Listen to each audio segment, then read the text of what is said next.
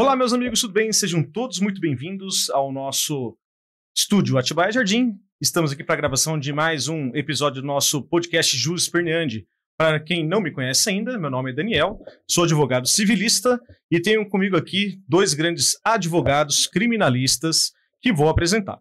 Doutor Cauê Dantas, tudo bem, doutor? Tudo bem, muito obrigado, doutor Daniel, pelo convite, mais uma vez estar aqui juntamente com você, podendo receber esse convidado, que é o doutor Fábio, nosso grande amigo aí. E muito obrigado, é isso que eu tenho a dizer, e vamos dar sequência, vamos Doutor Fábio, ver. primeiro eu queria agradecer por ter aceito o nosso convite de vir aqui gravar conosco, nosso podcast Jus Esperneandi. Eu costumo falar que o nosso podcast é um podcast feito por advogados para advogados.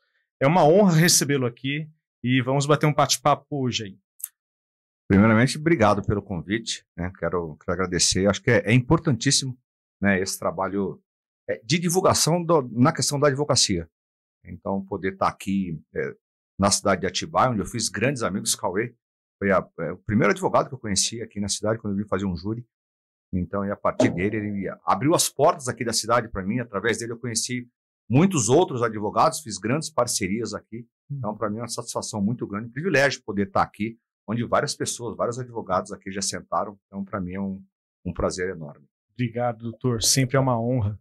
Doutor, vamos lá, vamos começar então com algumas perguntinhas. Primeiro, perguntas de cunho pessoal. Eu queria saber primeiro, aonde o senhor estudou direito, né? O que te levou a escolher essa profissão do direito, do jurídico? Tem pós-graduação? Qual que é a tua formação? Fala um pouquinho do teu lado pessoal. Será que ele quis fazer concurso? Eu, na realidade, eu tenho outras formações, né? Legal. Eu sou técnico de contabilidade. Técnico de contabilidade. Fiz técnico logo quando eu saí do ensino médio. E aí eu entro na faculdade para fazer administração de empresas. Minha segunda graduação eu fiz marketing. Direito foi a minha terceira graduação. Eu fiz o primeiro ano, fiz o segundo, tranquei. E aí eu fui para fora do país. Legal. Voltei. E quando eu voltei, eu tinha mais 3 anos para concluir a faculdade de Direito. E aí eu fiz a opção de retornar e fazer de novo. Então, a minha faculdade durou 7 anos e não 5. Porque eu refiz o primeiro, o segundo, terceiro, quarto, quinto. Legal. E depois tem uma batalha aí na questão da prova da ordem. Né, mas quando eu comecei já de fato a advogar, e aí eu fiz algumas pós-graduações, inclusive simultâneas. Fiz Direito Penal, Processo Penal e Tribunal do Júri simultâneas. Foi uma loucura, mas eu tinha que compensar um pouco o tempo que, entre aspas, eu tinha perdido na questão da prova da ordem. Mas hoje eu sou pós-graduado em Direito Penal, em Processo Penal, em Tribunal do Júri e especialista em Ciências Criminais e Criminologia Forense. Bem, aí não me resta outra pergunta a não ser perguntar, né? Vamos falar o óbvio. Qual que é a área de atuação do doutor? Hoje eu atuo especificamente na advocacia criminal, mais especificamente ainda no Tribunal do Júri. Hoje, por conta do tempo que eu levo para atender a TV, nas demandas, nos grandes casos, nas reportagens, nas gravações, e a mídia em geral para atender, isso acaba me tomando muito tempo. Então, eu acabo hoje fazendo... O meu escritório atua não só em todas as áreas, mas um setor específico que atua em todos os outros crimes, mas na questão dos crimes dolosos contra a vida, no Tribunal do Júri, somente eu atuo. E aí eu faço, até por conta desse tempo mais restrito, hoje eu só faço o plenário do júri. Onde fica o escritório físico do doutor? Fica em São Paulo. Em São Paulo. Tem um na Avenida Paulista, e mais 2 na região oeste de São Paulo. São 3 unidades em São Paulo. Legal, doutor. Parabéns. Doutor, tem perguntas? Inclusive, queria comentar que eu conheci o doutor Fábio em um Tribunal do Júri aqui em Atibaia. Eu estava assistindo o Tribunal do Júri, eu vi ele sentado do lado da promotora, eu olhei e falei, eu conheço esse cara, ele é advogado, o que ele tá fazendo do lado da promotora? Peraí, deixa eu procurar. Assistente de acusação? Assistente de acusação. Eu tava com o pessoal lá do escritório, o doutor Carlos estava junto, a estagiária, a doutora Débora estava junto também, conosco.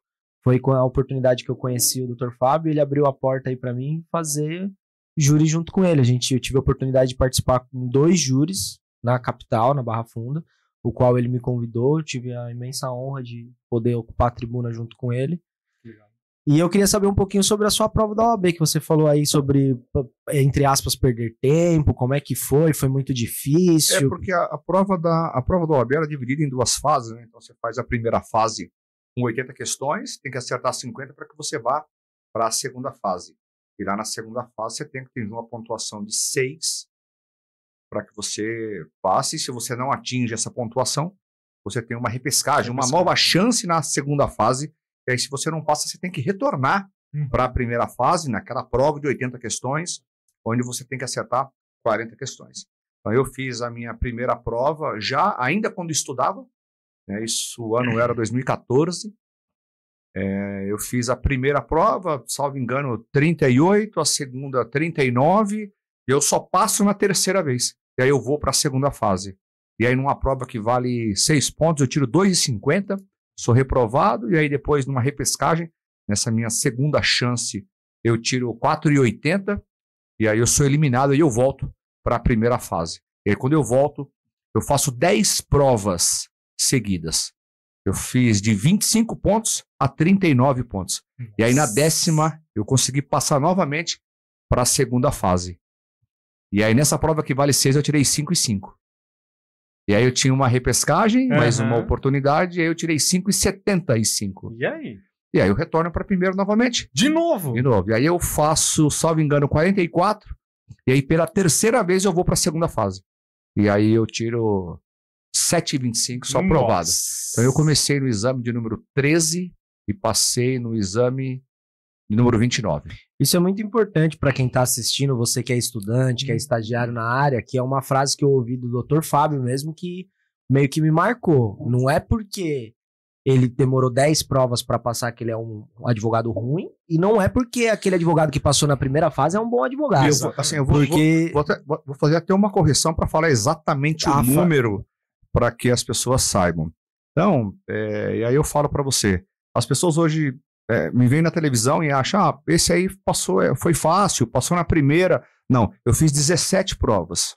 Eu fiz 17 vezes. Eu comecei no exame de número 13 e passei no exame de número 29. Então, aquele advogado que passa na primeira fase, que passa na primeira vez que ele faz a prova, não é pressuposto para você dizer que ele é bom. E aquele que faz 17 provas, não é um pressuposto para você dizer que ele é ruim. Então, é uma prova que absolutamente ela não mede o conhecimento de ninguém. Você estuda, ela te prepara, você se prepara especificamente para aquele momento, para passar uma prova. E tudo que você aprende nessa preparação, e aí eu digo por experiência própria, 99,9% do que você aprende nessa preparação, você não utiliza na sua vida prático-profissional. Eu falo que a faculdade... Pelo menos a faculdade que eu fiz me ensinou a fazer prova, me preparou para fazer prova. Eu passei no meu primeiro exame da ordem. Mas na realidade, são 3 momentos diferentes. O que a faculdade te ensina, ela não te capacita e não te prepara para o exame da ordem. Não é à toa, isso aí eu falo sem problema algum. Por isso que esses cursinhos, os donos, os proprietários, as empresas desses cursinhos estão milionárias. Porque a faculdade, ela não te prepara para o exame da ordem, o exame da ordem te prepara para a vida profissional. São 3 momentos completamente diferentes. Salvo raríssimas exceções, a gente conhece, eu conheço, tenho alguns amigos que já estudando, prestaram e foram aprovados ainda estudando. Mas isso é exceção. A regra é fazer a faculdade, não ter bagagem para fazer o exame da ordem, ter que fazer um cursinho para poder prestar o exame da ordem, preparatório, e aí o dia seguinte da foto é o pior de todos. E aí todo mundo fala, mas que dia da foto? O dia que você vai lá receber sua carteira de advogado, que você tira a foto, no dia seguinte você fala, eu faço agora? E daí? E agora? Onde eu vou me escorar? Eu gosto da frase que o Valtão, o meu sócio, falou uma vez, que eu convidei ele para vir para o meu escritório. Primeira vez que eu vi o Dr. Walter, eu falei, e aí, doutor? Passou no exame de ordem e tal? E ele falou uma frase que ficou marcada. Sim, eu sou um estudante com uma carteira da OAB. E eu não sei advogar, não sei por onde começar. E o jovem advogado, acho que em sua maioria, né, acaba pegando a carteira e não faz noção do que é ser um administrador. Porque ser advogado não é só você pegar a carteira, montar uma petição inicial e distribuir. Não é só isso. Tão pouco. É prospecção de cliente, administração do escritório, Atendimento ao público, que é muito importante. público, né? Porque querendo ou não querendo, nós somos vendedores. E nós vendemos nosso serviço. Apesar de a gente ter medo de como vender, né, doutor? O que é um pouco até mais difícil da pessoa que acaba de sair da Como faculdade. vender um serviço jurídico? Nós não somos empresa, nós não podemos fazer qualquer tipo de Você não tem você não tem um produto. Exatamente. Exato. Você não tem um produto Não tem. físico para você mostrar. Você pra é o pessoa. produto. Você é o produto. E por isso que eu sempre falo, e eu sempre vou passar adiante aquilo que deu certo para mim. Sim. Seria hipocrisia minha, um exemplo, eu dizer que para ter saúde você tem que fumar todos os dias. Para mim seria uma hipocrisia. Eu vou para academia todos os dias. Sim. Tá entendendo? Então, assim, eu só vou passar à frente aquilo que deu certo para mim. Uhum. E eu digo, o que fez muita diferença para mim e o que faz muita diferença hoje para mim, na minha atuação como profissional, como advogado e como vendedor de serviços jurídicos, é a minha imagem. Então, por isso que eu sempre falo para as pessoas, se é uma dica que eu posso dar, se é uma orientação que eu posso dar, eu sempre dou. Cuide da sua imagem. Sim. Pegando esse gancho, doutor, da imagem, como que o senhor foi para a televisão? Eu pego a minha carteira de advogado em 18 de outubro de 2019. Eu lembro que eu prestei o exame da ordem, essa segunda fase, no dia 18 de agosto de 2019. E já na quarta-feira, no dia 20 de agosto, eu viajo para a Itália e eu fico 90 dias. Eu fiquei até setembro, outubro, novembro. Quando eu volto, e aí lá na Itália eu recebi a confirmação de que eu havia passado. Não antecipei a minha volta, voltei no tempo normal, dei entrada com a documentação. E quando eu fui receber minha carteira, já era 26 de novembro de 2019. Eu falei, nossa, graças a Deus, agora eu vou começar a advogar. E aí, em 2020, veio a pandemia. Na verdade, a pandemia já veio em março. Quando foi em 1º de janeiro, 7 de janeiro de 2020, antes da pandemia, eu fui para os Estados Unidos, fiquei 2 meses. Quando eu voltei, em alguns dias, tudo fechou. Então, aquele sonho que eu tinha de já começar a advogar em 2020, estava indo por terra, porque estava tudo fechado, fora da delegacia, não tinha audiência de custódia, não tinha mais nada, parou tudo. Mas eu tinha um conhecido, a noiva dele, ela desapareceu na sexta-feira, e aí ela apareceu, infelizmente, morta, domingo, numa chácara em Mairiporã. E ele foi tido naquele momento, normal até então, como suspeito. Sim. Era o noivo dela, era a pessoa mais próxima, era a pessoa com quem ela tinha falado pela última vez. Então ele foi levado para a delegacia, e quando eu cheguei na delegacia para acompanhá-lo, a Record estava lá, e foi um caso que explodiu, ficou 15 dias no ar esse caso. E aí depois desse caso, que deu uma certa notoriedade, uma outra família me procurou de um outro caso também da Record, e aí foi uma engrenagem. E aí 6 meses depois eu recebi o convite para fazer as matérias do Cidade Alerta, né? E aí até que veio o caso da menina Lara, 2022, e aí eu fui convidado para ser comentarista da Record nos estúdios lá em Campinas, onde eu fiquei por 3 anos. Eu fiquei, e agora com esse novo caso da menina Vitória, né, eu venho para São Paulo para fazer a atuação nos programas da Record, mas da parte de São Paulo. De São Paulo. Legal. E como que é, doutor? Como o senhor se sente um advogado formado, criminalista, e estar na mídia? Qual é o sentimento que o senhor tem? Cara, o sentimento é de gratidão, assim, é de saber que tudo aquilo que eu corri atrás deu certo. Saber que hoje você ter o reconhecimento, não só o reconhecimento por quantidade de clientes, mas o reconhecimento das pessoas e do seu trabalho, de tantos convites que eu recebo, o seu, por exemplo, convite de grandes portais para dar entrevistas. Então, de fato, assim, é um reconhecimento de um trabalho que demorou muito tempo para acontecer. Eu fiz, como eu falei, eu fiquei 5 anos praticamente trabalhando, porque eu precisava trabalhar, eu tinha uma outra profissão, Mas eu continuava estudando. Eu lembro que eu estudava 17, 18 horas por dia. Isso hoje foi muito puxado. Eu lembro que 2016, 2017, 2018, salvo engano, esses 3 anos, eu passei Natal e Ano Novo estudando. Então, assim, eu acho que valeu muito a pena. O sacrifício, O sacrifício valeu muito a pena. Foram coisas que eu fui plantando ao longo, não só dos estudos, quando eu comecei a atuar na advocacia, porque quando você pega a carteira, no outro dia você fala, e agora? O que eu vou fazer? E aí eu tinha esse agravante, Sim, porque eu com a carteira na mão, quem tinha querendo usar, veio a pandemia, onde fechou, o mundo fechou. Então, para mim, foi mais um obstáculo que eu tive que vencer, mas hoje poder estar na televisão, para mim, assim, é uma coisa que eu gosto muito, gosto demais de fazer.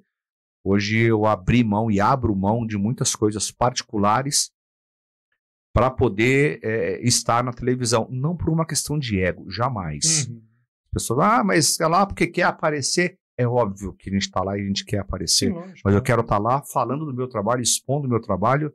E lá eu falo de uma coisa que eu domino. E assim, porque no Brasil a gente não tem o costume de falar que é bom, né? A gente, quando você fala que você é bom, soa como soberbo. E eu não tenho problema nenhum em falar que eu sou muito bom naquilo que eu faço. Sim. Por isso é que eu cheguei onde eu cheguei. Então, se hoje eu pudesse dar uma dica e um conselho para alguém, estude. Sim. Estude porque é uma coisa que ninguém nunca vai tirar de você. E você pode ter certeza, o que você plantar estudando, lá na frente você vai colher. Isso é bom. E fica aqui, né, uma frase para quem vai nos assistir, de que o sucesso exige renúncias. Exige. Com certeza. Exige porque eu lembro, agora eu vou saber exatamente, o ano de 2018, eu não vi meus filhos no Natal e nem no Ano Novo. Eu lembro que eles viajaram por volta do dia 20, eu me comprometi a ir no dia 23, para chegar no dia 24, para passar a virada de Natal com eles, somente a virada, e voltar para estudar.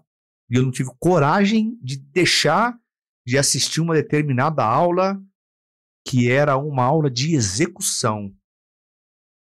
Aula de execução. Era um agravo em execução. Por coincidência... Olha como gravou, né? E coincidentemente, agravo em execução foi a peça que eu passei. Caiu na prova Caiu na prova. Eu passei, mas não naquela. Não naquela. Na outra ainda. Na outra. Fiz acho que mais 2 vezes. E eu só fui aprovado quando eu fiz uma peça com agravo em execução. Então eu lembro que naquele ano eu renunciei assim de verdade, Natal e Ano Novo, e para mim foi triste demais, mas era uma coisa que você tinha que passar pelo processo. Tinha que passar, não tem como. Tem que passar pelo processo. E a pergunta que não quer calar, já quis alguma vez seguir o caminho do concurso público, magistratura, promotoria, delegado de polícia? Eu, por exemplo, comentei com o Dr. Daniel que a minha vontade, quando eu fiz direito, era ir para a carreira policial. Eu fiz estágio em delegacia e tudo mais, e eu queria ir para a carreira policial. E você? Olha, como eu falei, eu tenho outras formações, né? Nunca trabalhei com contabilidade, nunca trabalhei com administração de empresa, nunca trabalhei com marketing. Quando eu entrei na advocacia para ser advogado criminalista. Então hoje já era o foco. Já era. E hoje eu me pego pensando o seguinte: se eu não fosse advogado criminalista hoje, eu juro, eu não sei o que eu seria. Não sei. Ou seja, a tua profissão te define hoje. Tipo assim, tá. Você se sente realizado você seria jornalista? Não seria. Se seria repórter? Não seria. Qual outra profissão você... Eu acho que eu não atuaria em nenhuma outra área do direito. Quanto mais algo fora do direito. Mas é uma coisa que eu nunca quis. Nunca quis prestar um concurso. E olha que... assim, quando eu... Teve uma fase que foi muito... quando eu reprovei na primeira vez, que eu fiz a primeira e a segunda, e volto e fiz 10 provas seguidas, cara, aquilo não tinha fim. São 3 provas por ano. Só nessa aí eu levei 3 anos e meio para ir de novo para a segunda fase. Quando eu fui para a segunda fase, eu estudava tanto. Era 18 horas, 20 horas por dia eu estudava. Deixei de trabalhar, gastei todas as minhas economias. Doutor, nunca desanimou? Não. Nunca desanimou? Nunca. Não. Eu tenho até uma tatuagem escrita aqui que é defesa de desistir. É proibido desistir. E assim, nunca passou pela minha cabeça falar assim, vou deixar isso pra lá. E num determinado momento, doutor, da minha vida, nesses 5 anos que eu fiquei estudando, eu tinha uma certa condição que me permitia pensar assim, eu não preciso disso. Se eu continuar nessa minha atividade profissional hoje, que era comprando e vendendo carros, eu vou viver bem. Eu vou conseguir sustentar os meus filhos, dar estudo para eles, então assim, eu não preciso passar por isso. E aí, atrelado com isso, muita gente assim, mas não passou de novo? Esse julgamento é normal. Larga isso. terrível, Pô, mas de normal. novo você não passou? Cara, sabe? Então assim, nunca passou pela minha cabeça em desistir. Mas eu peguei uma linha assim porque estudar, não basta você... Lógico, a vontade conta muito. Mas você tem que saber o seu método de estudo. E criar um hábito, né? De estudar, né? O hábito. E aí, porque tem gente que aprende muito ouvindo. Outras lendo. Eu sou muito visual. Né? Então, quando eu defini esse método, eu avancei bastante. E aí muita gente falou, você estuda, por que você não presta um concurso? Mas nunca me apeteceu. Nunca eu parei e pensei... É isso que eu quero. Vou mudar aqui, não vou mais tirar a ordem e eu vou agora prestar um concurso para... Nunca foi. Seja para magistratura, para o Ministério Público, para delegado de polícia, para qualquer tipo de concurso, nunca foi a minha praia. Nunca tive essa vontade. Meu pai já, por sua vez, meu pai queria que eu fosse concurseiro. O meu também. Será que ele tá assistindo aí? Eu fiz direito, eu comentei com o Dr. Daniel, não sei se o Dr. Fábio sabe, mas eu fiz direito por conta do meu pai. Eu queria fazer jornalismo. Quando eu fiz faculdade, quando eu ia ingressar na faculdade. Ele falou, não, faz direito, você é bom de conversa, não sei o que, vai fazer direito, você vai se dar bem. Eu tava perdido, peguei e falei, vou fazer direito. Ele falava muito da carreira policial e eu sempre gostei de assistir muito filme, a gente até brincou quando eu vim aqui, que eu via na televisão, polícia, era quase um Batman com a carteira no peito e a quadrada na cinta, e eu queria aquilo pra minha vida. Aí eu fui fazer estágio na delegacia, fiquei 2 anos trabalhando na delegacia. Foi lá que eu, inclusive, conheci o Dr. Sidney, qual todos vocês conhecem, Sim, que apresenta esse podcast junto com o Dr. Daniel de sexta-feira. E eu falei que eu quero ser policial. Aí quando eu comecei a ver qual que era realmente o trabalho das carreiras jurídicas, o escrivão que cuida da parte administrativa, que cuida do inquérito, que toca o inquérito propriamente dito, a parte do delegado. Aí eu comecei a ver como era, eu falei, cara, eu acho que eu quero advogar, porque advogar você abre um leque muito maior, né? E eu queria saber de você, Dr. Fábio, agora, você comentou com a gente que tá trabalhando especificamente na parte do Tribunal do Júri. Do Tribunal do Júri. Sim. E como que é o Tribunal do Júri, para quem não conhece, a gente tem bastante pessoas que tá assistindo a gente aí que não sabe como que é um Tribunal do Júri, como que funciona a tão e famosa... O Tribunal do Júri é a cereja do bolo da advocacia criminal. Eu acho bonito. Nunca tive coragem de entrar no plenário. Ô, louco. Sério. Tem que Não assistir. tenho coragem de participar. De ir Doutor, lá, sabe? e assim, sem demérito nenhum ao colega, tem que ter coragem. Sim, tem que ter coragem. Tem que ter coragem. Seria hipocrisia eu falar aqui que, Eu sou advogado civilista, só fazendo um adendo. Admiro muito o advogado criminalista que vai no tribunal, debate com o Ministério Público, né? Com o delegado. Você vai lá e enfrenta essas testemunhas que estão, às vezes, falando mentira. Acho muito legal. Da mesma forma que o criminalista tem essa coragem no criminal, esse enfrentamento, eu tenho coragem no cível. Sim. De fazer isso pela ordem de silência, tá mentindo, ou então contradita. Eu tenho essa coragem no cível. Mas no criminal, eu acho que exige muito mais do que um advogado civil. Né? Assim, com todo respeito aos civilistas, eu sou civilista, sim, claro. Né? Admiro muito o criminalista. E fala um pouquinho como que é ser um advogado lá no tribunal. Eu tô lembrando agora, no dia 3 agora de junho, semana passada, exatamente terça-feira passada, eu fiz o meu júri de número 54 em Osasco. Eu comecei o meu primeiro júri, eu fiz em 2022, 22 de agosto de 2022. Então, prestes a completar 3 anos, eu já fiz 54. E a gente sempre grava, né? A sua parte da sustentação, tem que preservar ali a imagem do jurado, você posiciona o telefone, coloca o microfone, para você assistir depois. Para ver o que você pode melhorar, né? E quando eu faço uma autoavaliação, né? Eu coloquei, eu lembro que eu coloquei o microfone, e eu assisti esse vídeo no sábado. Eu coloquei o microfone e quando eu fui preparar o celular, ele já estava gravando. Então ele já estava pegando a minha respiração. Cara, era de um nervoso assim. É natural. Eu sabe, acho que 54 plenários. Então, assim, mas é uma coisa que sempre tem que ter. Sim. Sempre tem que ter. Porque no tribunal do júri são crimes específicos lá. Né? Você tem. O tribunal do júri, ele só vai julgar os crimes dolosos contra a vida. Era aí que eu ia chegar a pergunta. Todo crime é crime do tribunal do júri, doutor? Não, todo não. Não, né? Nem todo. Não. Né? Não, só crime doloso contra a vida. Né? Lá você tem o homicídio, você tem o infanticídio, instigação, induzimento e auxílio ao suicídio, o aborto. Então, só os crimes dolosos contra a vida, tentado ou consumado. E, cara, no tribunal do júri, é assim, é um misto. É um misto de coisas, de emoções. Não basta você saber só processualmente daquele processo. Tecnicamente, não basta. Porque você tem... você vai tentar convencer 7 pessoas durante 1h30 minutos. Pessoas que você nunca viu na sua vida. Você vai tentar convencer essas 7 pessoas com seus argumentos, ali com as provas técnicas. E aí você tem não só a ampla defesa que você tem lá no processo criminal. No júri você tem a plenitude de defesa. Então no tribunal do júri você pode usar tudo o que você quiser. São pessoas comuns julgando, né? Então não são técnicos jurídicos, né? Você tem, porque quando você recebe a lista, você tem somente o nome e a profissão da pessoa.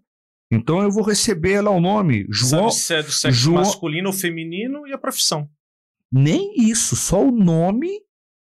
E a profissão. Nome e profissão. João Carlos, mecânico. Fabiana Cristina, dentista.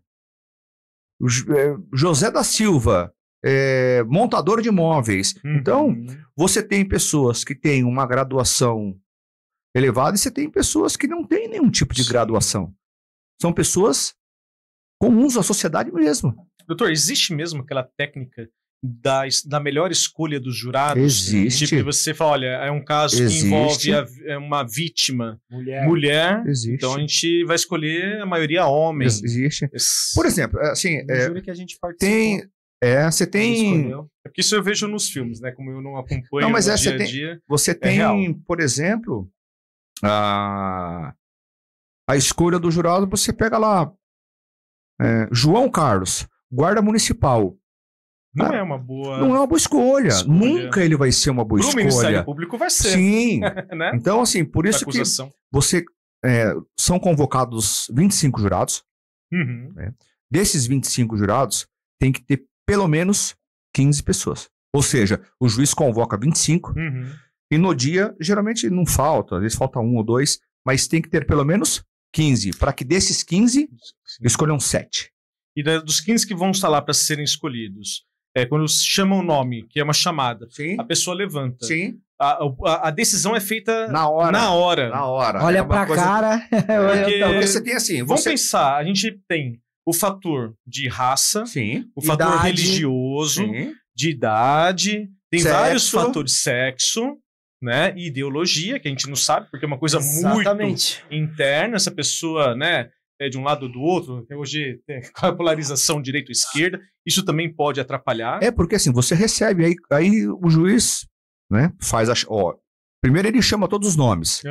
Fulano de tal, todo mundo falando, presente. Ou seja, aí ele está confirmando que todos aqueles nomes, todas aquelas cédulas com os nomes, aquelas pessoas estejam ali presentes. Ok.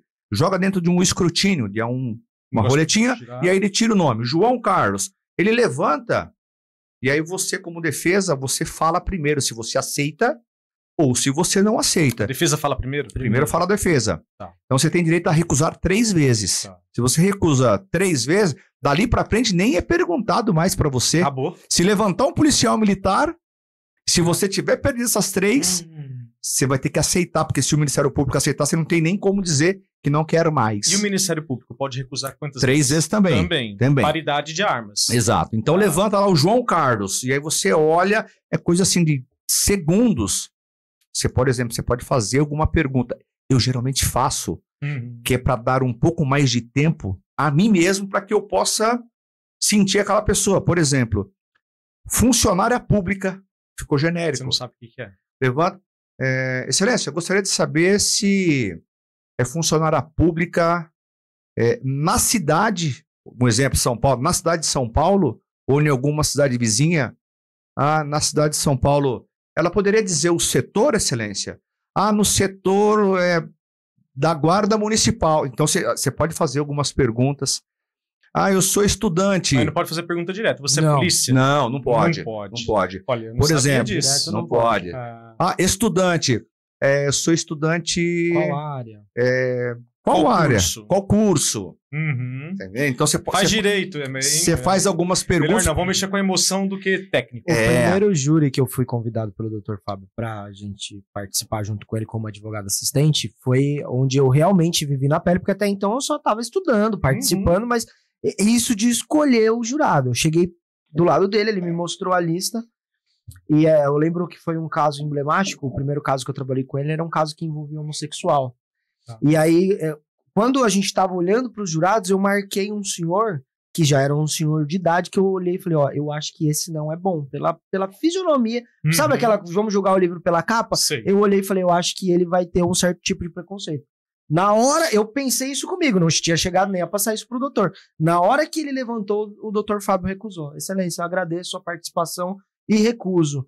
Aí depois que já tinha feito essa escolha, eu fui perguntar para ele, doutor, por que você recusou? Eu já tinha pensado comigo. Ele falou a mesma coisa, ele falou por conta da idade, por conta da forma que ele tá vestido, já dá a entender que ele pode ter um preconceito referente ao caso, aproveitando ao réu. essa deixa que você falou, né, que estava junto ali no plenário e tal, o advogado que vai fazer a sustentação, que é o advogado que está ali escolhendo e tal, ele está com mais 2 advogados assistentes. A pergunta é, quantos assistentes pode ter? Quantos você quiser. Ok. A pergunta, então, vamos supor que nesse ato da escolha, você pode ter a ajuda dos teus assistentes a decidir sim ou não? Esse até é, cara, importantíssimo a sua pergunta. Porque ali não é um jogo de celeridade, sabe? Ali você não tem... Não tem um minuto para decidir. Não. É assim, com calma. Mas você tem que ficar olhando as pessoas. Então, por exemplo, você recebe... Um exemplo, nós 3 aqui, nós estamos numa bancada. Tá. Chamou lá o João Carlos, levantou, você olha para ele e aí... E aí? Excelência, a defesa agradece e aceita. Excelência, a defesa agradece, mas dispensa. Entendi. Então você pode consultar os seus colegas. Você pode consultar. E esse tempo de você consultar, por isso que eu sempre falo, plenário do júri, o ano era 2022, 22 de agosto. Eu cometi um dos maiores erros na advocacia. Foi ter ido até a cidade de Embu das Artes fazer o meu primeiro plenário do júri sozinho. É terrível. Certo. Eu vi a gravação depois, né, fiz um pedido para que eu pudesse gravar, a voz não saía. Né?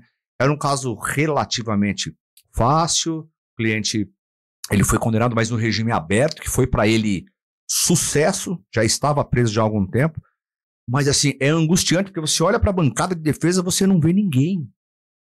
Então, eu sempre falo, passo 1, nunca vá sozinho. Nunca vá sozinho. Então, essa consulta com os advogados, essas perguntas que você faz para o jurado quando ele levanta, esse tempo que você olha para os seus colegas para poder definir, isso é bom para ir baixando um pouco a adrenalina, e aí você pode fazer isso porque a escolha daquele jurado, ele pode definir o seu caso. Então, olha aí, eu tiro uma conclusão, não sendo criminalista, de que tomar atitudes precipitadas no tribunal do júri pode trazer consequências graves. Porque o que está em jogo ali não é o direito a uma execução de um cheque, é a liberdade da pessoa. E você tem, a gente conversa muito com os jurados depois que termina a sessão. Por que eu faço isso? Para você ir se aperfeiçoando.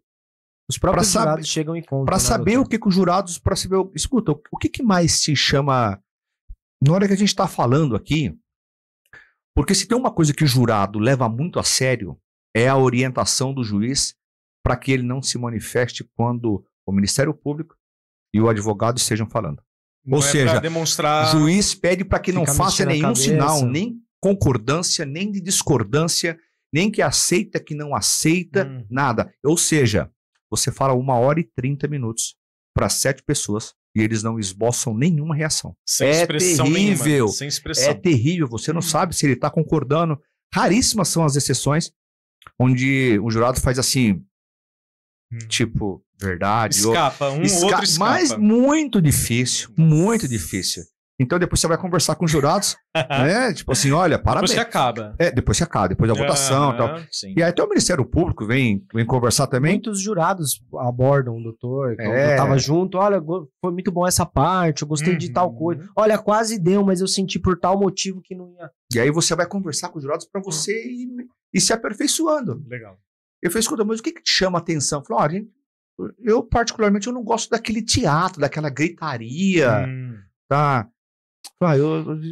O advogado, quando ele fala muito alto, é ruim, porque chega uma hora que aquilo acaba irritando, você acaba não... Irritando no bom sentido e você não presta mais atenção. Mas também, às vezes, o advogado fala baixo. Aí fala baixo. Aí fala baixo, eu não tô conseguindo ouvir o que ele tá falando. Então, assim, você tem que ter essa conversa para você mensurar. E muitas vezes eu já ouvi advogado falar assim, doutor, sabe uma coisa? Eu gostei mais do jeito que o senhor falou. Eu, por exemplo, eu não gostei muito do jeito que o promotor falou. Então, olha o nível. A pessoa, às vezes, ela tem certeza absoluta que o seu cliente ele é culpado, que foi ele, mas porque ele absolve. Por outro lado, aí ele tem plena convicção que seu cliente é inocente. Você provou por A mais B com provas técnicas, mas ele não gostou de você, ele acaba condenando o seu cliente. Então esse é o nível do tribunal do júri. Então você não pode falar muito alto, você não pode falar muito baixo. Você pega jurado dormindo, o jurado às vezes está assim. E quando pega dormindo, você tem que falar para o juiz? Excelente pergunta. Você vai para o juiz e fala, excelência, aquele jurado, o jurado número 7, ele, infelizmente, ele está dormindo, excelência. O que o juiz vai fazer? É gravado? O juiz vai chamar a atenção dele. Às vezes não vai. Só que é o seguinte, só que também é o seguinte. Inimizade pra você. Perfeito, acabou. Esse aí se perdeu. Então. Aí ele fala assim, me aguarde. E você não pode chamar a pessoa? E aí, qual que é a técnica quando você vê Fala mais alto, chama ele próximo. Quando você de repente vê um jurado que tá cochilando, você sempre tem que ter na mão um documento, um papel, aproxima e fala assim... Eu vou pedir para você dar uma olhada nesse documento, repassa para os colegas. Ele acorda, né? Aí o cara fala, nossa, eu tava cochilando aqui, o cara. E você não tem ainda bem que ele não percebeu, ou ainda bem que ele não chamou minha atenção. Pô, que advogado bacana. Tudo é um jogo, né? Né? Então, assim, é um jogo de sedução, literalmente um jogo de sedução. Você tenta convencer 7 pessoas, você nunca viu 7 pessoas da sociedade. Você não pode falar muito tecnicamente. Sim. Porque às vezes você parece que você quer demonstrar um grau de sabedoria muito elevado e está menosprezando os jurados, é ruim. Sim. Se você falar, às vezes, muito raso, é ruim, porque você tem pessoas que são um pouco mais técnicas ali e sabem, tipo assim, poxa, o advogado falando, podia melhorar um pouco a fala. Então você tem que ter um meio termo entre o técnico e o formal. Para poder ser um pouco achar mais... esse... Muito. Esse equilíbrio, né? Porque a gente não consegue agradar todo mundo. Falar alto e falar baixo, falar médio. Tem hora que você tem que ter aquela questão de sobe e desce, né? Porque... O meu objetivo... Lógico, a gente nunca sai para brigar. Você nunca sai para ir para um júri e falar, vou lá brigar com... Não. Mas às vezes a briga é inevitável. Era aí que eu queria. Era a minha próxima pergunta. A briga é inevitável. Isso aqui é Quaresma da vida. Por que ele é daquele jeito? Então, assim... um personagem? Minha opinião, eu não o conheço. Né? Eu não o sigo nas redes sociais. Porque o conteúdo dele não me agrada. O conteúdo dele não agrega nada para a minha atuação como profissional do Tribunal do Júri. Não tem. Mas, assim, pelo que eu converso com os jurados, minha opinião, não vale a pena ser daquele jeito. Não vale a pena. Porque ele é um perfil não dá. Diferente, né? Então, assim, muito agressivo. Muito agressivo. Então você vê as atuações, e aí você faz um paralelo entre atuações e resultados, você vê que os resultados, eles estão abaixo daquilo do que deveria ser. Entendi. Então, isso a gente que vê nas redes sociais, você acha que, nossa... A gente não vê os resultados, a gente só vê aqueles cortes. E aí, nesses cortes, você fala o quê? Meu Deus, esse cara foi absolvido. Então, e não é. Porque a gente acaba tendo acesso a outras informações que esses cortes da internet não têm. Então, o meu perfil, por exemplo, é ser um perfil mais linear. Mas se pisar no pé... Quando tem que subir um pouco, certo. Por exemplo, você ser um pouco mais enfático com os jurados, então, aí você sobe a voz, mas pros jurados. E aí você tem a segunda linha, que é a questão do Ministério Público. Aí que eu queria saber. Como que fica o respeito entre Ministério Público e advogado? Cara, eu acho assim, o respeito começa na hora que o promotor chega. Tá. Geralmente, na maioria das vezes, o advogado chega primeiro. Eu lembro, raras vezes, eu cheguei depois do promotor. Mas geralmente eu chego antes, não é porque ele chega atrasado, é porque eu chego muito antes mesmo. A gente tem que preparar ali, a gente não tem assistente, o nosso escritório não é no fórum, o dele né? É lógico. Né? A gente tem que armar, tem que organizar. Às vezes trânsito, precisa se programar para chegar no fórum. Tem outros colegas juntos, a gente tem que organizar quem vai sentar, como vai fazer.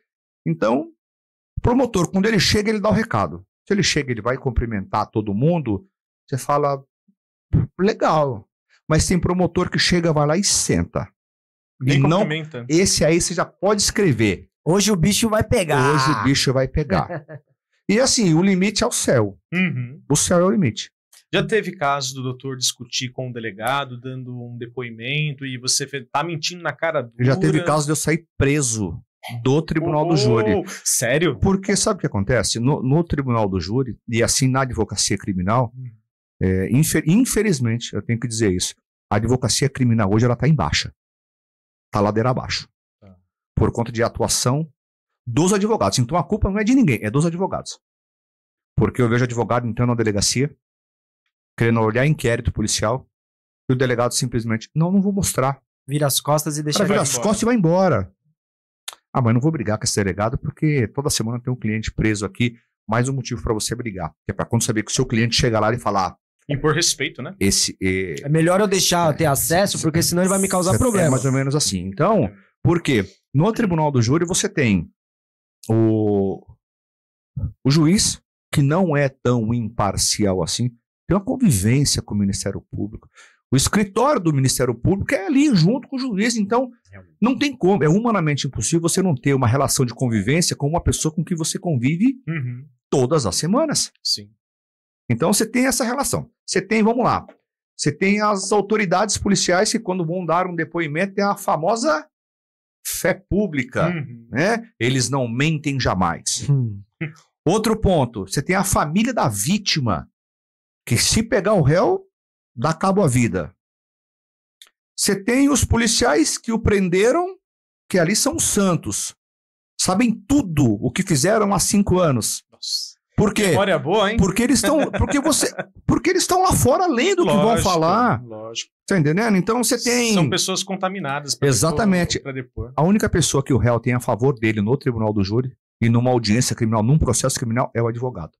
Então, se você declinar diante de algumas coisas, aí nós estamos...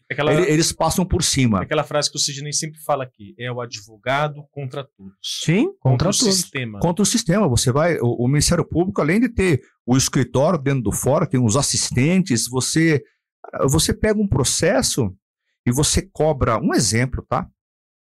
Você cobra 10 mil reais num processo, e um processo desse tem 5 mil páginas, para imprimir um processo desse custa R$1.000.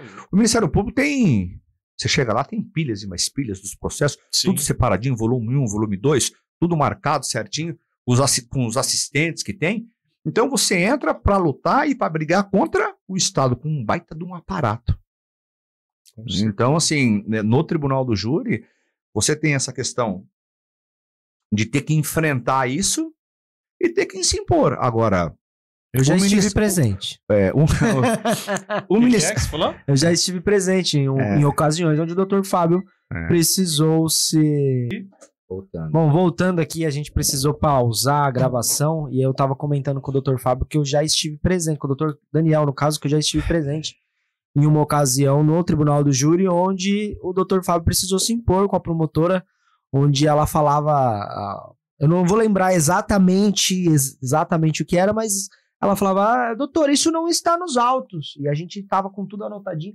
Doutor, tá na folha tal. Continua, como foi? Na realidade, eu estava falando sobre um documento e ela disse, doutora, mas esse documento não tá. Eu falei, então assim, essa interrupção é para você se perder. Porque quanto mais você se perde, você acaba perdendo o seu tempo, literalmente perdendo o tempo. Falando em tempo, qual é o tempo do plenário para cada parte? O promotor fala, o Ministério Público fala durante 1h30 minutos, e aí vem a defesa e fala por 1h30 minutos. E aí, o promotor. Acréscimo depois? Não, o promotor ele pode voltar depois na réplica e falar por mais 1 hora. E se ele fala por mais 1 hora na réplica, você pode voltar na tréplica e falar mais 1 hora. Se ele falar meia hora, você tem direito só a meia hora. Não. Ele tem, nessa 1h30 minutos da fala inicial dele, da sustentação, ele pode falar 30 minutos. Ele pode falar 30 minutos. Se quiser, ele fala quanto tempo ele quiser. Ele tem um limite de até 1h30. Entendi. E aí você tem o seu limite. Não é porque ele falou 30 minutos que você tem que falar 30 minutos. Ele fala o tempo que ele quiser e você também. Na tréplica do advogado... Se ele voltar na réplica e falar 10 minutos, o problema é dele. Você pode falar... 1 hora, porque eu tenho direito a 1 hora. Legal. Entendeu? Então você... Então você acaba essa interrupção. Porque qual é a maneira correta jurídica de acordo? Porque para você fazer a interrupção da sustentação do promotor do Ministério Público quando ele estiver falando. Então, assim, se você tem lá, do artigo 406 ao artigo 497 do CPP, é onde fala tudo sobre o júri. São poucos artigos, ali fala tudo o que acontece no júri. Desde a tudo. Regula o júri. Regula o júri, do artigo do 406 ao 497. Então, qual é a forma correta? O promotor está falando, se discorda de alguma coisa, excelência pela ordem. Gostaria de uma parte, você pede uma parte. O juiz pergunta para o promotor, doutor, o senhor concede uma parte? O promotor fala, não. Ok, fica quieto. Ou ele fala, sim, aí você tem 3 minutos. Sério, 3 minutos. Para você falar, fazer as suas considerações, e o relógio não para ele, mas ao final é acrescido 3 minutos para ele. Você pode fazer quantos apartes? Quantos você quiser. Se você fizer 10, você tomou 30 minutos do tempo dele, vai acrescer 30 minutos. Até aí, beleza. Eu não me lembro da última vez que eu pedi uma parte. Sério. Que eu nunca peço. Nunca Mas peço. você anota. Porque quando... Por exemplo, você anota. Algo importante a falar lá depois da minha hora. Anoto. Por quê? Porque se ele está indo bem e falando aquilo que está sendo coerente, que eu não preciso intervir, eu deixo correr solto. Tá. Mesmo sendo. Mas se eu vejo que ele está sendo desleal, isso não é novidade para ninguém. De ser desleal no sentido de, tipo assim, de passar um pouco, de repente, querer trazer um outro argumento que não esteja no processo. Tá. Forçar um pouco. Falar fatos novos, querer mencionar. Distorcer a verdade. Querer trazer o passado do réu. Trazer o passado do réu, denegrir a imagem do réu, xingar o réu, menosprezar ali. Então, se fala isso, eu nem peço a parte. Eu já entro logo no meio. Sério? Quando começa a falar, eu falo, doutor, por exemplo, esse último júri que eu fiz. Não, porque a vítima está colocando a culpa. A vítima está colocando a culpa. O réu está colocando a culpa nas vítimas. Então quer dizer que agora a culpa não é do réu que atirou. Meu Deus, é da são vítima. Das vítimas que foram baleadas. E aí eu interrompi e falei, doutor, mas ele não colocou a culpa nas vítimas. Aí ele virou para mim e disse assim, eu não lhe dei permissão para falar. Eu falei, então seja honesto com os jurados, doutor. É leviano da sua parte dizer que ele colocou a culpa nas vítimas, quando no depoimento dele ele não disse absolutamente nada das vítimas. Ele assumiu o que fez, ele acabou confessando o crime. Nossa, mentindo descaradamente. Eu não lhe dei permissão, o senhor peça permissão para o juiz para falar. E aí ali já vira uma treta de verdade, porque tipo assim, eu não vou pedir a parte, porque você pede uma parte quando você tem uma consideração técnica para fazer. E seria, de repente, melhor, falei, excelência, uma parte. Doutor, olha, me concedeu a parte, então eu gostaria de explicar para os senhores jurados que no depoimento dele, em nenhum momento ele colocou a culpa nas vítimas. Quando ele sentou para dar o depoimento dele, quando ele foi interrogado, o juiz perguntou para ele se ele queria ficar em silêncio. Ele disse que não, que ele queria falar sobre.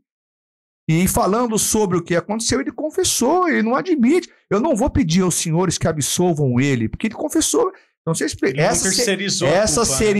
essa seria a maneira delicada e formal de falar. Mas não. Não, e é difícil. Já vai com os dois pés. E é difícil você, lógico, assim, tudo dentro de um limite que você, sem faltar com respeito, sem xingar. Já aconteceu, não vou negar para você que já aconteceu do promotor subir o tom, e aí quando sobe o tom, o promotor uma vez me chamou de você, aí pronto, aí acabou.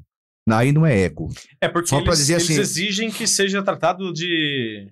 Sim. Como manda a liturgia. E aí, por exemplo, quando excelência. Como manda a liturgia. Quando eu contei isso, e muitas pessoas falavam assim, mas que ego, hein?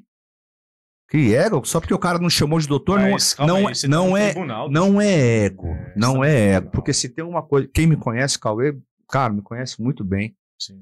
Você sabe que eu não tenho essa questão de ego, de ser, não tenho. Veste a sandália da humildade. Cara, assim, tá mandando de Fusca comigo? Eu não tenho. Então, assim, mas assim, é uma questão de tratamento. Sim. Né? Eu vejo como uma forma de desrespeito. Com certeza. Sim, aí acabou a amizade de verdade. Aí não tem. Então, e aí a amizade naquele tribunal do júri fica mas comprometida. Acontece. Mas aí tem um outro tribunal, por exemplo, com o mesmo promotor. Vamos ver se a gente vai ser amigo. Zera ou não zera? Não, então, zera. Eu, particularmente, eu já participei de plenários assim terríveis. Eu não levo pro coração tão pouco para casa. Tá. Eu ali acabou. Próximo zero. Mas tem promotor que leva, que termina, ele não vai te cumprimentar, ele vai embora, já pro escritório dele já sai pelo fundo. Então você tem... mas você tem promotores que são solícitos, que chegam e de repente falam, doutor, olha, e aí, tá tudo bem? E seu cliente? Não, tá bem, eu acho que o doutor vai sustentar a legítima defesa. Doutor, eu vou esperar o doutor falar primeiro para ver, né? Para não adiantar a tese? O doutor vai sustentar a acusação toda? Vou. Mas até por exemplo, o doutor vai sustentar até o motivo torpe? Doutor... deixa eu ouvir, vamos ouvir às vezes. Então, se às vezes você tem uma conversa legal com o promotor ali, tava de acordo, não. É mais um bate-papo. Tentar sentir, né, como que vai ser. Ele também quer sentir o que eu vou falar. Entendeu? Porque hoje eu vejo, tenho percebido isso ao longo dos anos. Eu tenho percebido que quando eu chego para fazer um plenário do júri, hoje o tratamento é um pouco diferenciado. Não era para ser assim. Mas hoje a gente, por essa questão da TV, a gente entra numa condição que o promotor te reconhece. Doutor, te vi lá. Doutor, te já aconteceu, fui fazer um júri na Barra Funda e o promotor falou, doutor, tava te vendo no jornal hoje cedo e tal. Então você acaba tendo um pouco mais de acesso. Mas... o que deveria ser de forma ampla, geral, para todos os colegas. Doutor, né? não é. A gente sabe como é que Vamos ser honestos, né? que não é. Não é. A pergunta que não quer calar, você já teve algum júri que durou mais de um dia? E qual é o tempo limite de um júri, para quem não sabe? Não tem. O juiz, ele reserva os dias. Isso ele leva em consideração quantidade de réus e quantidade de testemunhas a serem ouvidas. E onde ficam os jurados, doutor? Se durar mais de um dia? Exemplo, São Paulo, Barra Funda. No próprio fórum, lá tem o dormitório para os jurados. Eles ficam incomunicáveis entre eles ou não? Ficam incomunicáveis entre eles. Entre eles, cada um fica num lugar? Não. Ou todos ficam juntos? Na realidade, como é que funciona? Eles ficam juntos, mas eles não podem conversar. Eles podem conversar sobre tudo. Não podem conversar sobre o caso, tipo assim... Mas fica alguém cuidando disso? O oficial de justiça em cima. Tá. Se ele vai no banheiro, o oficial de justiça é que leva. Porque eu olho pra cara do... E aí, o que você acha? Não. 12 homens e uma sentença. Não acontece. Quando começa... Tipo conversa de boteco, né? Não, e aí, o que você acha? Começa o plenário, o juiz pede pra desligar o telefone, todo mundo desliga o telefone, avisa quem tiver que avisar, porque a pessoa sai Fica incomunicável. A pessoa sai pra ir ao fórum e ela não sabe se ela vai ser escolhida ou não. Tá. Então, se ela for escolhida, ela avisa para familiar, olha, fui escolhido, vou ficar incomunicável aqui. Tá. E às vezes dura 3, 4, 5 dias, 10 dias. E eles ficam no fórum, em São Paulo, tá? Porque lá tem um dormitório, tem cozinha, tem toda a acomodação. A alimentação é fornecida por quem lá? Tudo por conta do Estado. Tudo pelo tribunal. Agora, tem fórum que, por exemplo, não tem. Campinas, por exemplo. Campinas não tem acomodação dentro do fórum. Eles são levados para um hotel.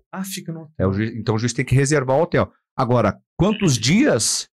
Aí tudo depende... Caso a caso. Depende da quantidade de réus, quantidade de testemunhas.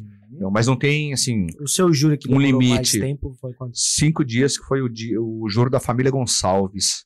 É um caso muito emblemático, também saiu nas mídias aí. Foi um caso onde a filha, ela arquitetou a morte do pai, da mãe, do irmão, junto com a namorada. Então foi... só o quesito de votação, no final, a votação demorou 6 horas. Porque eram muitos... Quantos quesitos? Eu lembro. Em média, eu lembro que eram 8 para cada crime. Eram 6 crimes e eram 5 réus. Então, por exemplo, para um réu, você tem que votar 8 vezes para o crime de homicídio.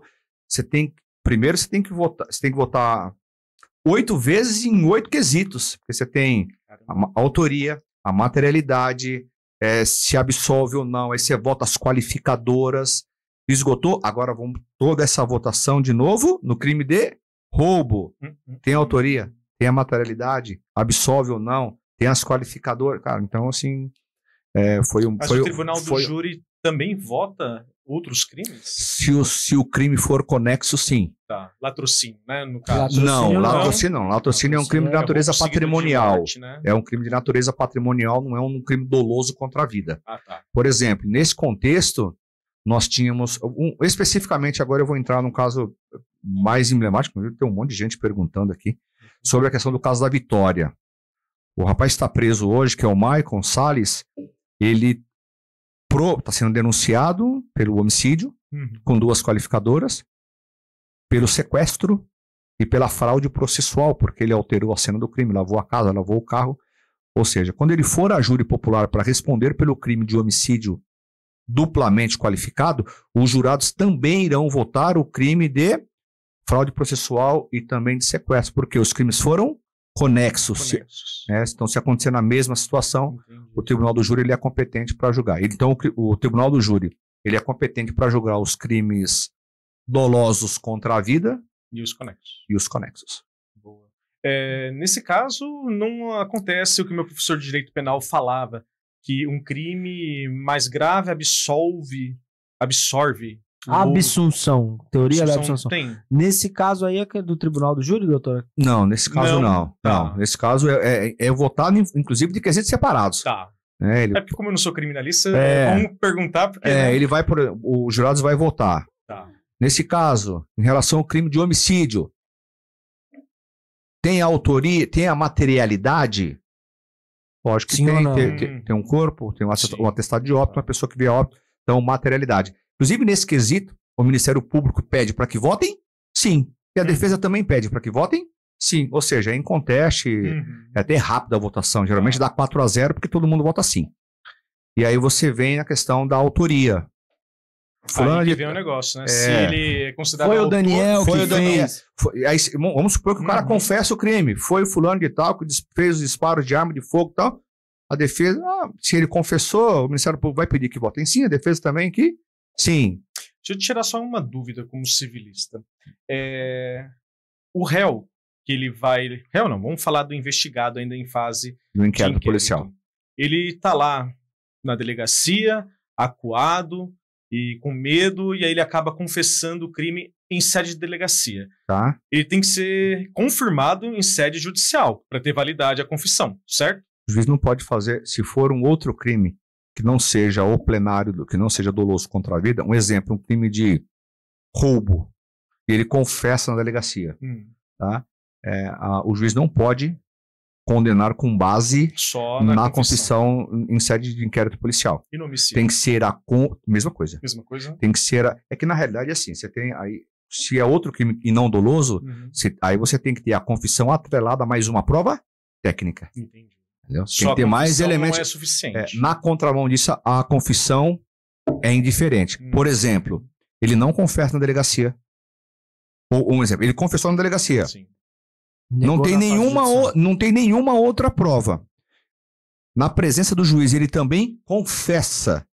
Só que se não tiver uma prova técnica, o juiz não pode condenar. Sério? Isso? Agora, na contramão disso, você tem não tem uma confissão no inquérito. Mas o senhor já viu isso acontecer? Dificilmente, nunca vi. Eu também Mas nunca teoria vi. do direito, né? Já teve casos que eu trabalhei nesse nosso não tinha mundo, provas, ele não confessou e foi condenado. Nesse nosso mundo não acontece. Então ele não confessa no inquérito policial, certo? Não confessa numa audiência, só que se tem uma prova técnica, o juiz condena com base na prova técnica. Não na prova colhida, não da confissão. No tribunal do júri, a confissão é a condenação. Então, a confissão do réu. Não é a rainha das provas. A confissão do réu no tribunal do júri é causa de diminuição de pena? Arrependimento eficaz? Eficaz não, porque ocorreu o evento morte. Mas se ele chega e fala, olha, confesso, e fala, ó, estou arrependido, é motivo de diminuição de pena? Na realidade, está lá previsto no artigo 65 que a confissão o juiz tem que reduzir a pena. Aí é um deverá, não um poderá. E deverá. É uma causa de diminuição de pena, a confissão. Agora, está uma moda agora que se a confissão ela não trouxer elementos de que de fato ajudem na investigação e que ajudam na economia processual. Isso, se não for assim, não é valorada como uma causa de diminuição de pena. Uma aberração isso. Está expressamente lá. E o que a lei diz, lá no artigo 65, é que se a confissão for espontânea, o juiz deverá reduzir a pena. Deverá, não poderá, deverá. A linha D, se eu não me engano. Artigo 65, 3D. Nobres, eu acho que já deu 1h01 de gravação. Boa. Nosso papo foi um papo excelente. Show. E eu acho que a gente poderia ir para as considerações finais. Bora. Sim. O que você acha? Bora. Perfeito? Bora. Bem, as minhas considerações é agradecer o comparecimento. Eu acho que nós, dentro do que estávamos propostos a conversar, exaurimos todos os pontos que nós queríamos conversar aqui. Agradecer ao Dr. Cauê. O Dr. Cauê agora é meu parceiro aqui do Juiz Esperniandi. Toda segunda-feira eu vou estar aí, hein, pessoal? Toda segunda-feira agora nós temos um parceiro, o Dr. Cauê Dantas, parceiro do Juiz Esperniandi. Dr. Fábio, muito obrigado pelo comparecimento. É uma honra o Juiz Esperniandi ter uma pessoa como o senhor do teu calibre aqui no nosso podcast, para vir aqui conversar. É uma humildade, uma pessoa acessível, que nem sempre a gente vê isso com outros colegas. Eu queria agradecer imensamente a tua presença aqui. Minhas considerações finais, mais uma vez, é agradecer, né, a oportunidade de poder estar aqui, de falar de um tema assim que é a minha paixão, de verdade. A gente falaria aqui por horas durante isso, porque assunto tem, e quando você fala de um assunto que você gosta, fica melhor ainda. Então, sim, parabéns pelo podcast, obrigado pelo convite, obrigado, Dr. Cauê, e eu faço questão de falar, vou te chamar de cara, porque agora ele é meu amigo, né? Então, sim, assim, lógico. Me abriu as portas, de fato, aqui da cidade, me trouxe aqui, me recebeu no escritório dele, fizemos aí parcerias, fez tribunal do júri comigo em São Paulo, tá sempre convidado a participar. Então, obrigado pela oportunidade, conte comigo, e quando eu puder voltar, sabe, é só me convidar que eu venho. Opa, com certeza, isso acontecerá novamente, se Deus quiser. Eu agradeço a presença de todos, o convite do Dr. Daniel, que me fez em poder participar do Juiz Esperniandi aí toda segunda-feira, o Dr. Fábio, que aceitou o nosso convite para poder vir aqui contar um pouquinho da sua agenda lotada, que todos nós sabemos que ele é uma pessoa bem ocupada, abriu um espaço na agenda para poder estar aqui hoje conosco. Passou a tarde hoje comigo lá no escritório, foi muito bom a sua presença novamente, agradecer a todos, e eu gostaria de ver com o doutor para abrir as perguntas pro pessoal que tá na live. Tem uma live aí no seu celular e uma live no meu celular. Se alguém tiver perguntas, a gente já tá finalizando a gravação aqui do Estúdio Podcast. Então, mais uma vez, muito obrigado pela presença de todos. A gente vai continuar na live. Fiquem aí, mandem as perguntas. Isso aí. Bem, você que ficou aqui no nosso podcast gravado no YouTube, quero agradecer desde já, pedir para que você se inscreva no nosso canal do Juiz Esperniandi, dá aquele like, manda esse link aí do nosso podcast pro teu coleguinha, se você gostou. E se não gostou, manda pro teu inimigo também, que assim ajuda Todos nós. E é isso, gente. Até a próxima. Sigam o nosso convidado na rede social, Dr. Fábio Costa, advogado Cauê Dantas, e o seu? O meu é Estúdio Atibaia Jardim ou advocacianunes.adv.br. É isso aí, gente. Valeu, gente. Obrigado. Um abraço.